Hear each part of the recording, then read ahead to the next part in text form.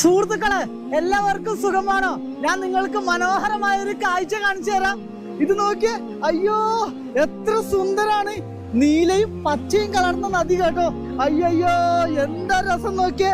ഞാനിപ്പോ ഉള്ളത് ജമ്മു കാശ്മീരിലെ ഗാന്ദർബാൽ ഡിസ്ട്രിക്റ്റിൽ വരുന്ന നാരണാഗ് എന്ന് പറഞ്ഞ ഒരു ഗ്രാമപ്രദേശത്തിലാണ്.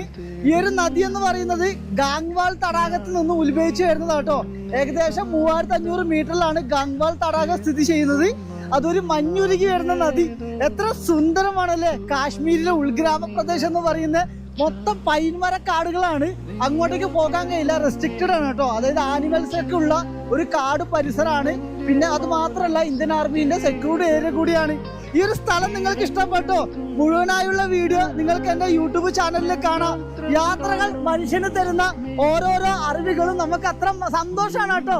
നിങ്ങളും സഞ്ചരിക്കുക, എല്ലാവരും യൂട്യൂബ് ചാനൽ കാണുക കേട്ടോ. നല്ല